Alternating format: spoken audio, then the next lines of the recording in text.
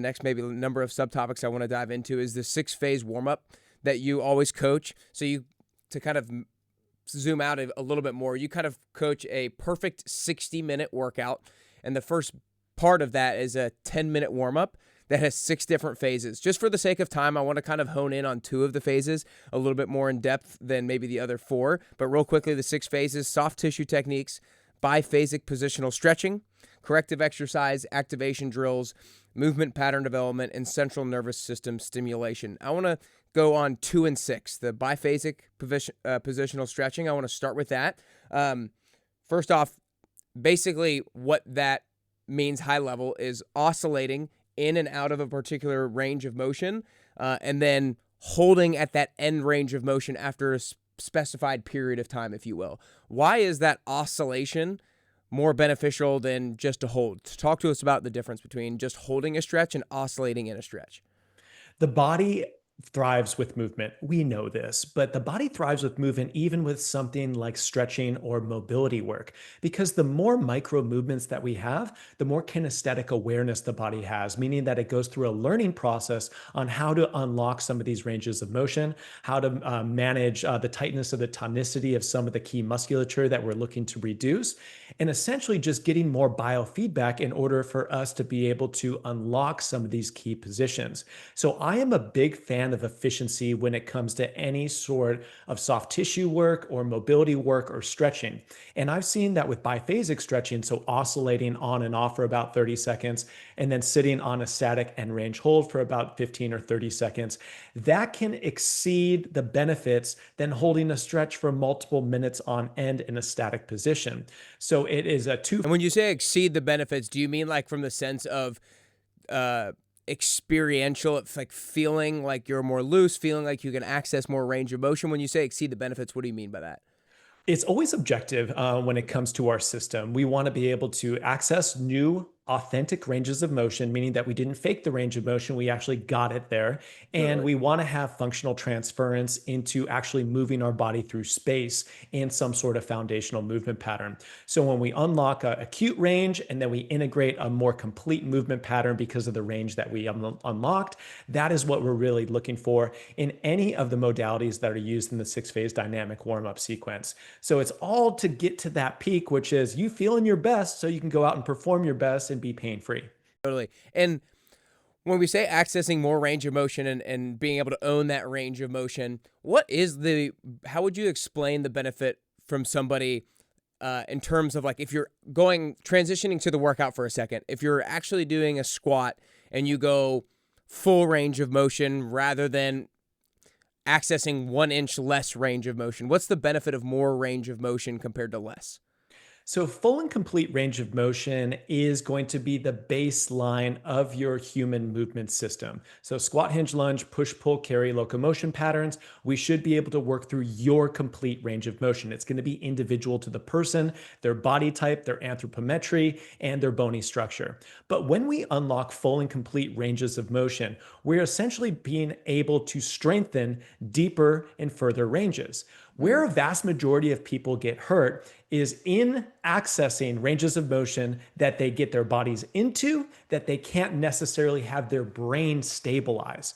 So it's this motor control gap theory, is that what we call it in pain-free performance. It's essentially your body gets forced into a position. It's probably never really been in that much, and it absolutely cannot stabilize it. And it's weak in that range. And then boom, that's when pain, injuries, or flare-ups occur. So we want to be able to reduce that motor control gap. We want to close down that gap as low as possible and be able to have a more complete range of motion being strengthened.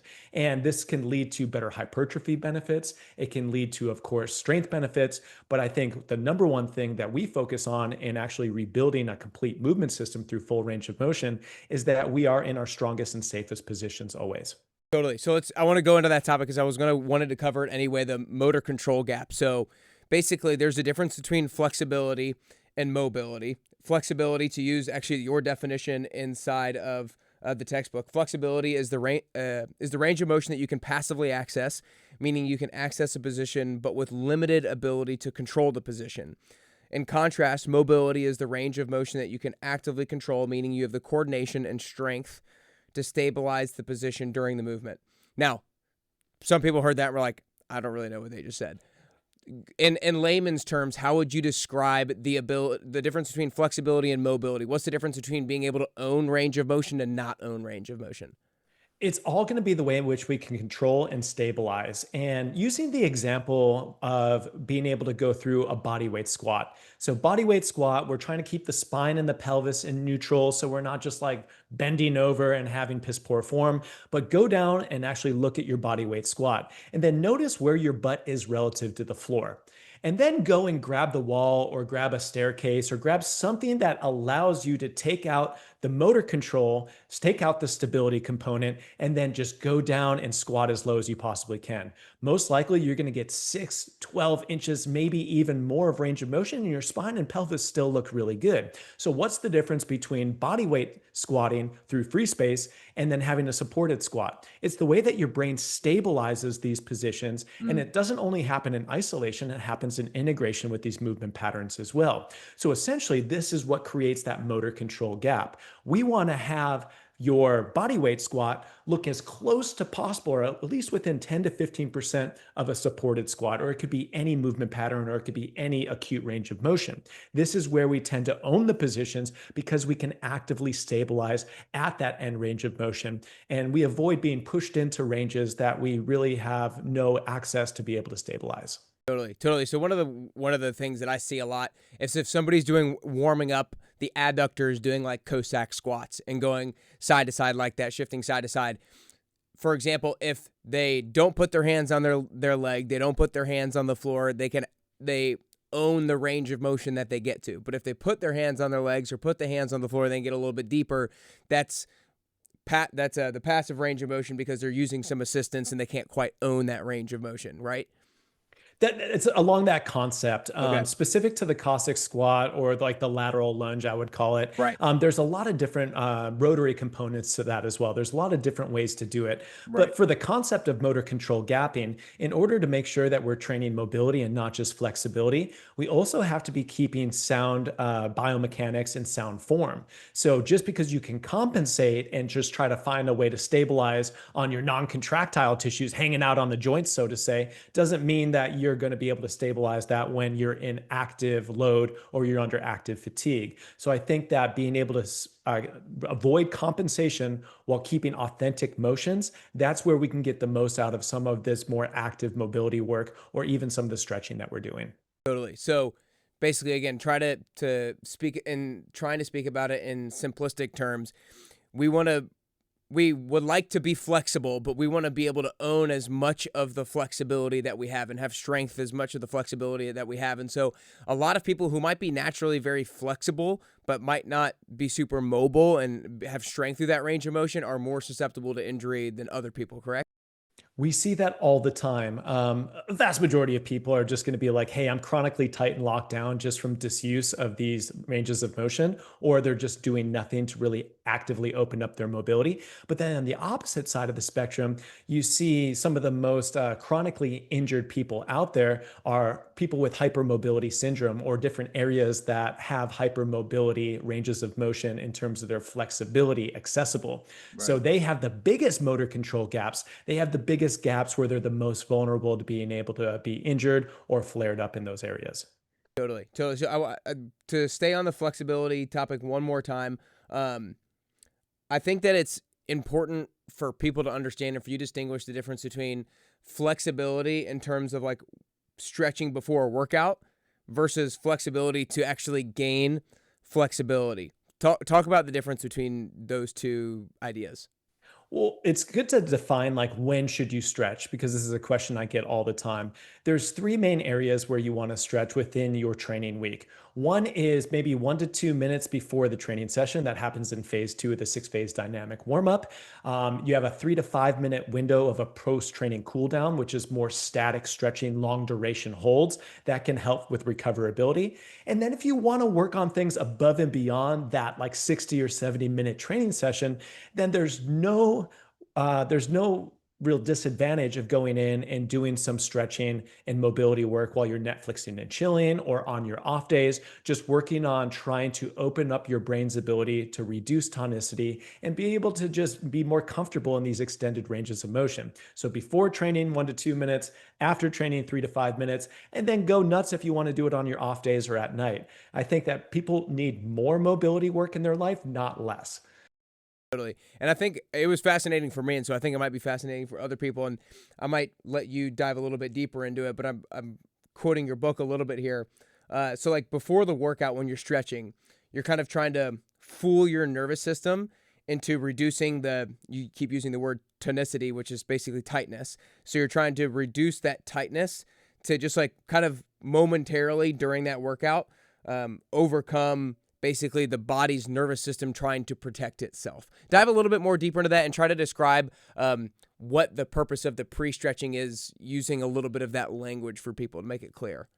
Yeah, many times people will come into their workouts, especially within the first couple minutes, and they feel like they're driving their car with the parking brakes still on. And Yeah, they're yeah, like, why the hell aren't I feeling good? Why can't I get to the bottom end of my range of motion on squats? Why do my knees hurt? Well, essentially, you're driving your car through the parking brake and you're just fucking up those tires and your brakes. yeah. And they don't realize this. So, a quick and easy way to do this is going through oscillation stretching.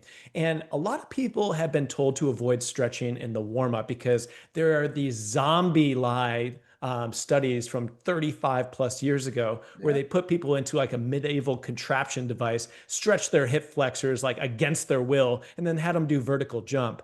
And like they did this for 1, 3, and 5 minutes. It's like, yeah, no shit. If you're in pain for 5 straight minutes and somebody's stretching you, you're not going to be jumping very much. But the study was one that was like, it was like one of these things that, oh, never stretch again because it reduces quote unquote power output. It's like, who gives a shit? It wasn't even statistically significant. And we're talking about this 35 plus years later. What I've seen is that if we can just unlock that parking brake on the movement system, we're able to explore better ranges of motion and just more fluidity in motion. We are allowed to be able to move at our top performance, which then yields optimal performance no matter the characteristic that's trained.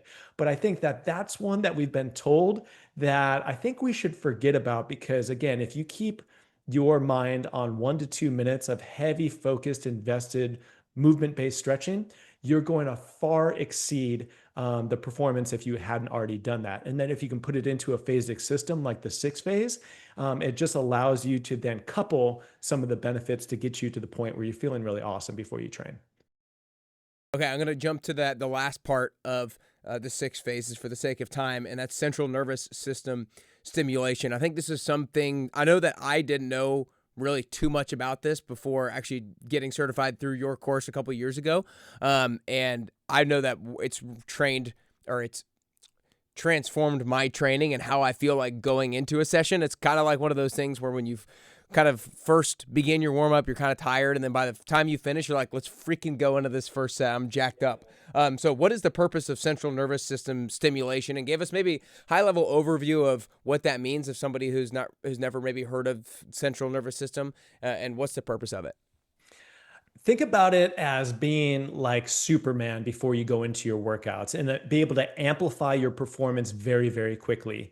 You know, the key determinant is not always just the muscles in your body or even the movement patterns in your body. It's this thing right in your head that is able to unlock key performances in terms of potentiation. What potentiation essentially means is that you are going to over and outperform what you had done by training two different ways. You can potentiate your brain to overperform by going super heavy in terms of load, or you can go super fast in terms of speed. Either one of those has a direct transference into outperforming athletic endeavors, heavy loading, and then even breaking through fatigue. So we're essentially just trying to train the nervous system with the last thing that we do in the warm up in order for us to feel our best. And like you alluded to, Nick, when you get done with doing 2 to 3 minutes of central nervous system prep or stimulation, you are feeling awesome. You are feeling ready to go. You've forgotten about those aches and pains because you've already addressed those. And really, you're ready to perform. And that's what pain free performance actually means. You go from maybe having ache, pain, or injury all the way through a 10-minute prep. And all of a sudden, you went from pain free to performance and you're ready to train. Because Doesn't it feel good being able to be at your best when you want to be at your best? That is the goal of that. But really, it's a phenomenon called post activation potentiation. That's super dork term. Yeah. But what it means is that we are over exceeding our physical performances by fooling the brain to outperform them. So basically, like you said, that post activation potentiation, it's a way to uh, trick your brain to overperform what you've done in the past. And you can do that by this one is mainly super speed, mainly doing something like 5 quick jumping jacks, a couple quick jump squats or vertical jumps, seal jacks, med ball passes, med ball throws, that sort of thing to just like jack up your system. Or potentially you could do it in a way of like